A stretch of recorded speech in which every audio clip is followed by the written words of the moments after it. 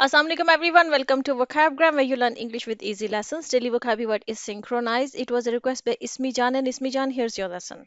Synchronize is a verb and it means to happen or to cause to happen at the same time. देखिए दो movements को, दो processes को या दो एक्टिविटीज को अगर आप इस तरह से डिजाइन करें या इस तरह से उनको करें कि उनकी जो मूवमेंट है या वो आपस में वो जो दो दो चीज़ों की जो मूवमेंट है या जो दो प्रोसेसेस हैं वो एक टाइम पर हो या एक ही स्पीड पर हो, तो इसका मतलब है कि वो दोनों मूवमेंट्स जो है या वो जो दोनों प्रोसेसेस हैं या वो दोनों एक्टिविटीज हैं वो सिंक्रोनाइज्ड हैं एक दूसरे के साथ।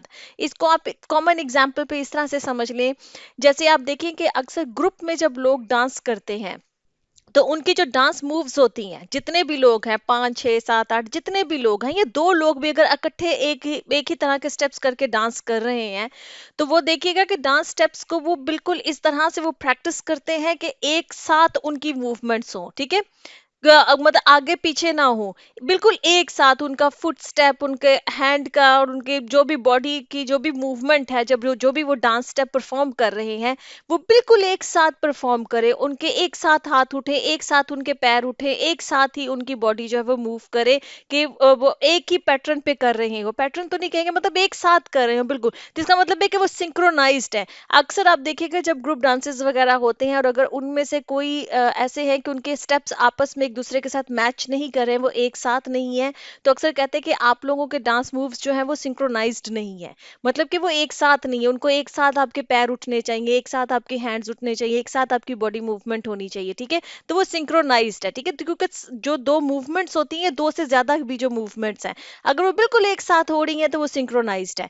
जैसे इसी तरह से आप एग्जाम्पल समझ लें, अक्सर आप देखिएगा कहीं पर कोई कॉन्सर्ट वगैरह हो रहा हो, इंडोर हो रहा हो, तो अक्सर इंडोर जो लाइट्स होती हैं उनको इस तरह से उन लाइट्स को डिजाइन किया या उन लाइट्स को सिंक्रोनाइज किया जाता है म्यूजिक की बीट के साथ, ठीक है।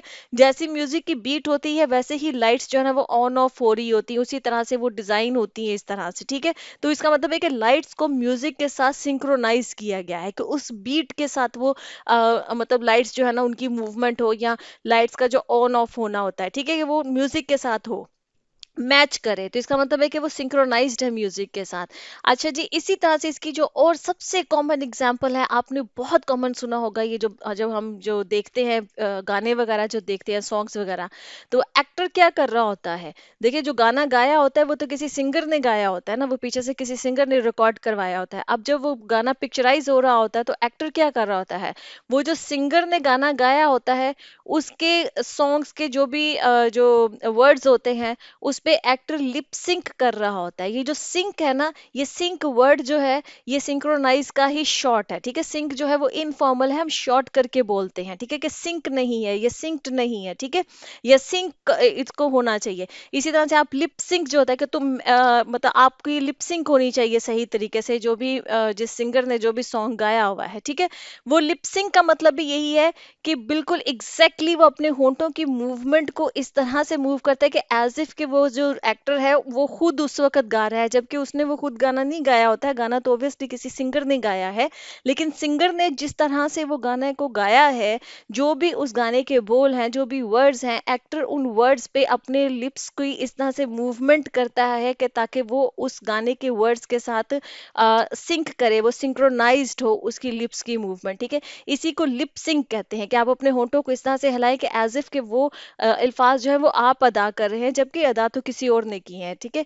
तो इसको कहते हैं लिप सिंक करना, मतलब कि उसके साथ मैच करना। तो आई होप कि इन इन दो तीन एग्जाम्पल से आपको सिंक्रोनाइज का मतलब समझ में आएगा कि जब दो चीज़ों की मूवमेंट को या दो से ज़्यादा चीज़ों की मूवमेंट को या प्रोसेसेस को आप इस तरह से करते हैं कि वो बिल्कुल एक टाइम पर हो रहे हैं, उनमें एक मैच हो रहे हैं एक दूसरे के साथ, उनमें एक रब्त है, तो उस रब्त को हम सिंक्रोनाइज कहते हैं, ठीक है। इसी तरह से एक और एग्जाम्पल है घड़ियों को सिंक्रोनाइज करना। अगर दो या दो से ज्यादा लोग अगर अपनी घड़ियों का टाइम जो है वो एक साथ एग्जैक्टली एक दूसरे के साथ मैच करें कि उनके घड़ी तमाम सबकी घड़ियों के ऊपर जो टाइम है वो एग्जैक्टली सेम टाइम हो, तो इसका मतलब है कि उन्होंने अपनी वॉचेस को, अपनी घड़ियों को सिंक्रोनाइज किया हुआ है, ठीक है। तो आई होप कि आपको सिंक्रोनाइज का मतलब समझ में आ गया है। Let's see some examples. अब first example is our group rehearsed for 2 weeks to synchronise our movements. ठीक है, कि हमारी जो मूवमेंट्स हैं, अब वो कोई परफॉर्मेंस हो सकती है, कोई स्टेज परफॉर्मेंस हो सकती है, कुछ भी हो सकता है। ठीक है, कोई डांस परफॉर्मेंस है, किसी भी तरीके की कोई परफॉर्मेंस है। ठीक है, अब उन्होंने उसके रिहर्सल की गई है ताकि जितने भी जो भी परफॉर्मर्स हैं जो परफॉर्म कर रहे हैं, उन सब की जो मूवमेंट्स, उनकी जो बॉडी मूवमेंट्स है वो एक दूसरे के साथ मैच होनी चाहिए, वो एक दूसरे के साथ सिंक्रोनाइज होना चाहिए। ये ना हो कि एक किसी तरफ कुछ मूव कर रहा है, दूसरा किसी और तरफ मूव कर रहा है, नहीं, वो सारी मूवमेंट्स जो है वो सेम होनी चाहिए, मैच करनी चाहिए, सिंक्रोनाइज्ड होनी चाहिए। ठीक है, a second example is I was marked late because my watch wasn't synchronized with my teachers। ठीक है, कोई आप गए किसी स्कूल कॉलेज या कहीं भी, एग्जाम्पल दे रही हूँ कि वहां पर आप गए और आपके टीचर ने आपको लेट मार्क किया। वो क्यों मार्क किया? क्योंकि टीचर की घड़ी पे जो टाइम था, आपकी घड़ी पे टाइम वो पीछे था। ठीक है, सिंक्रोनाइज्ड नहीं थी, वही टाइम, एग्जैक्ट टाइम आपकी घड़ी पर नहीं था। आप अपने हिसाब से जो है वो टाइम पर आए हैं, लेकिन आपके टीचर के हिसाब से आप लेट आए हैं, क्योंकि उनकी घड़ी कहीं आपसे आगे है। ठीक है, उनका टाइम कहीं आपकी घड़ी के टाइम से आगे है। ठीक है। A third example is due to poor editing, the video and voice are not synchronized। देखें, अक्सर आप कुछ वीडियोस देखेंगे या कभी मूवीज भी हम देख रहे होते हैं ना, तो समटाइम्स क्या होता है कि एक्टर जो बोल रहा होता है या जो उस वीडियो के अंदर जो शख्स बोल रहा होता है, वो और जो पीछे से वॉइस आ रही होती है, वो आगे पीछे होती हैं, एक साथ नहीं होती। इसका मतलब है कि एडिटिंग ठीक नहीं हुई है, जिसकी वजह से जो भी उस वीडियो के अंदर या उस मूवी के अंदर जो भी एक्टर या जो भी परफॉर्मर या जो भी वहां पे बोल रहा है, और जो पीछे से वॉइस आ रही है, वो एक दूसरे के साथ मैच नहीं कर रही है, वो सिंक्रोनाइज्ड नहीं है। Okay, friends, lesson has come to the end. I hope this lesson was useful. If you like this lesson, kindly subscribe to my channel, share this video. I'll see you next lesson. Allah Hafiz.